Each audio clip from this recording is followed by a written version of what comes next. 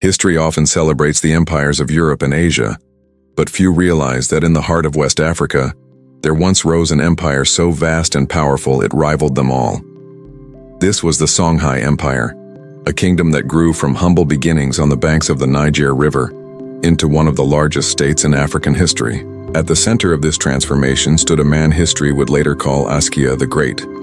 His vision, leadership, and reforms not only expanded the empire, but also shaped its identity as a center of learning, trade, and culture.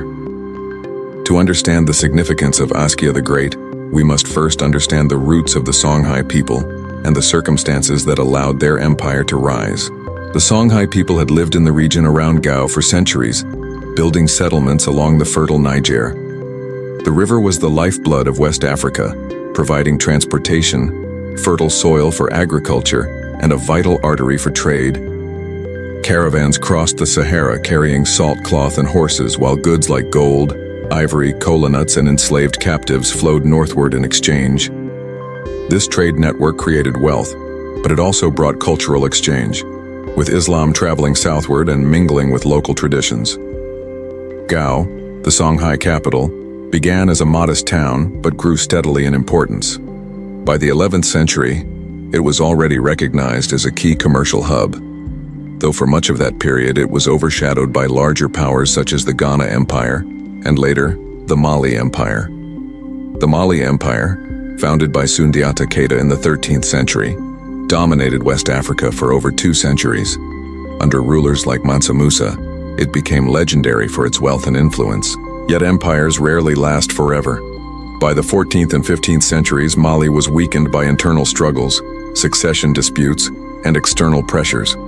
Provinces began asserting independence, and in this climate, the Songhai saw their chance. Sunni Ali, a warrior king, emerged in the mid-15th century as the man who would take Songhai from a regional power to a formidable empire. Sunni Ali was ruthless and pragmatic. He built a strong cavalry, used the Niger River strategically, and waged campaigns to expand his domain. He captured Timbuktu, one of the greatest centers of learning in Africa, though his relationship with its scholars was strained. While his conquests laid the foundation of the Songhai Empire, his rule was marked by suspicion and brutality, especially towards the ulama, the Muslim scholars who prized learning and Islamic law. When Sunni Ali died in 1492, the throne passed briefly to his son, Sunni Baru. But this is where the story of Askia Muhammad, later known as Askia the Great, truly begins. Askia Muhammad was not Sunni Ali's son, but one of his generals. He was older, experienced, and deeply committed to Islam. When Sunni Baru took power, many scholars opposed him, doubting his commitment to the faith. Askia seized this discontent as an opportunity. In 1493, he challenged Baru for the throne, claiming that the new king was unfit to rule a Muslim empire. In a decisive battle, Askia emerged victorious. This moment marked not only a dynastic shift, but also a change in the very character of the Songhai state. Under Askia's leadership, the empire would be reorganized, expanded, and given a new identity, rooted firmly in both political pragmatism and Islamic legitimacy. Askia understood that ruling a vast and diverse empire required more than military might. His genius lay in administration. He divided the empire into provinces, each governed by officials loyal to him, ensuring that power was decentralized enough to manage, but centralized enough to remain under his control. He established a tax system that brought regular revenue to the state, based on trade, agriculture, and even livestock. Unlike Sunni Ali, Askia courted the Muslim scholars, integrating Islamic principles into governance while still respecting local traditions.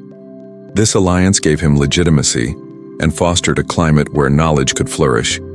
He also professionalized the military, creating a standing army that could respond quickly to threats. His navy on the Niger River was a powerful tool for controlling trade and asserting dominance over the waterways. These reforms gave the Songhai Empire stability and cohesion, allowing it to expand further than ever before. Culturally, Askia's reign marked the golden age of Songhai. Cities like Timbuktu, Gao, and Jenne became not just trade centers but intellectual capitals. The University of Sankore in Timbuktu attracted scholars from across the Islamic world. Manuscripts on subjects ranging from theology to astronomy to medicine were studied and copied, creating one of the richest traditions of written knowledge in Africa. The empire's wealth from gold, salt, and other trade goods funded this intellectual flowering, and caravans linking Songhai to North Africa and beyond made it part of a global exchange of ideas and commodities. Islam became more deeply rooted in urban centers, though rural areas often blended Islamic practices with older traditions, reflecting the cultural diversity of the empire. Askia himself was devout. He went on a famous pilgrimage to Mecca in 1497, traveling with an enormous entourage and wealth that rivaled the earlier journey of Mansa Musa of Mali. This pilgrimage was more than a religious act. It was a political statement. It signaled to the wider Islamic world that Songhai was a legitimate and powerful Muslim state. In Mecca, Askia secured recognition from the Caliph of Egypt and forged connections with the broader Muslim world. These ties strengthened his authority back home, showing that Songhai was not an isolated kingdom but a player in global affairs. Yet, no empire is without challenges. Askia's rule was long and largely prosperous, but age and intrigue caught up with him. In his later years, he was overthrown by his own son, Askia Musa. Though Askia Muhammad lived into his 80s, the empire began facing the same issues that had plagued its predecessors: succession disputes, internal rivalries, and external pressures. Still during his reign, Songhai reached its zenith, controlling territory that stretched from the Senegal River in the west to Niger in the east, and from the forests of Guinea in the south to the edges of the Sahara in the north. It was one of the largest states in African history, and its influence was profound. The eventual decline of Songhai was swift and dramatic. After Askia's death, his successors lacked his vision and strength. Internal divisions weakened the state, and in 1591 the empire faced a threat it could not withstand. Morocco, seeking to control the trans-Saharan trade, launched an invasion.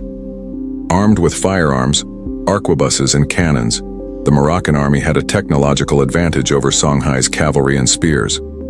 At the Battle of Tondibi, the Songhai army, despite its size and courage, was defeated. This marked the beginning of the end for the empire. Though fragments of the Songhai state lingered, its glory days were gone, and with them, one of Africa's greatest empires faded into history. Askia the Great's legacy, however, lives on. He was a ruler who combined military strength with administrative vision, religious devotion with political savvy. He built institutions that outlived him, even if only for a time, and fostered a cultural and intellectual climate that enriched not just Songhai, but the wider world. His reign stands as a reminder that Africa's history is filled with leaders of immense wisdom and empires of extraordinary achievement, stories too often ignored or distorted by outsiders. The great stone tomb where Askia is buried in Gao, now a UNESCO World Heritage Site, still stands today, a testament to his enduring impact. For centuries, colonial narratives tried to erase or diminish Africa's contributions to world history. But the story of Songhai and Askia the Great challenges those distortions. It reveals an Africa that was not merely a passive recipient of external influences, but an active center of power, culture, and innovation. It shows us that while empires may rise and fall, their legacies continue to shape how we understand ourselves and the world. The Songhai Empire under Askia the Great was more than just a kingdom. It was a beacon of learning, trade, and governance in a time when much of the world was struggling with its own transitions. Its story is not just African history, it is world history, a chapter that deserves to be told, remembered, and celebrated. Askia's vision and leadership remind us that greatness is not confined to one region or people. It can rise anywhere the conditions allow, on the banks of the Niger as surely as on the banks of the Tiber or the Thames.